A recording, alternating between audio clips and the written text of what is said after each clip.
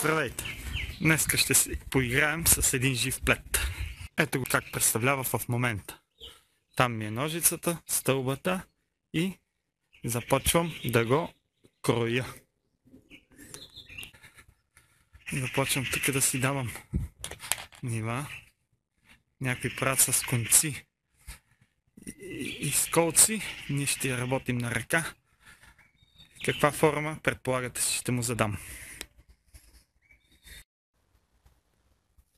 Тук, дай, тук. Продължаваме да режем.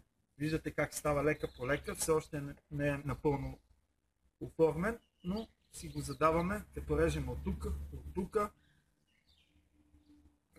Тук е момента да кажа на вносителите на градинска техника, че мога да кажа с кой инструмент работя и се правят такива чудеса. Ако дадат някой лев, да. И продължаваме да режем.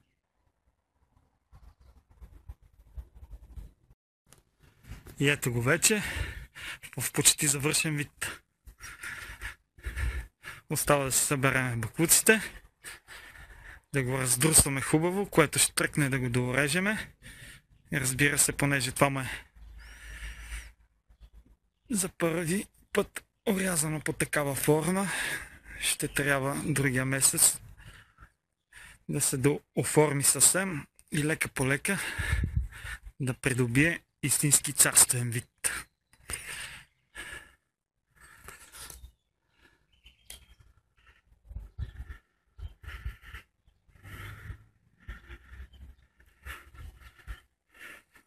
Нека да използваме случая да ви кажа и още една тънкост, защото не само майсторлък е в рязането, дали ще можеш правилно да направиш, има и една тънкост кога се реже. Не само как, ами кога. Тъй като Луната отговаря за водата на нашата планета, а растенията имат над 60-70% вода, важна е фазата на Луната. В коя фаза на Луната режете? Поинтересувайте се за това, има много литература. Иначе рискувате да оплешивее. Той като хората. Когато се постригвате, ето аз знам кога да се постригвам и вижте това посеям.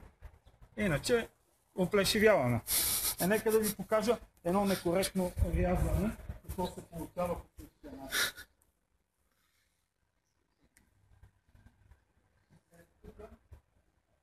Това не само да покажем отблизо. Този кедър, клоните са пречили тук и са отрязани в неподходяща фаза на Луната, съответно стимулиране на растеж и засъхване на места. Вижте нагоре, където не е рязано, как тръгва хубаво и ще направи, докато тук се вижда как оплешивява. Ето по същия начин и този берберис, като е резнат когато трябва, сега има хубав растеж и цвят. Съответно днеска пак го оформихме и така. Да не оплешивеете, внимавайте кога се постригвате. Тук, дай, тук.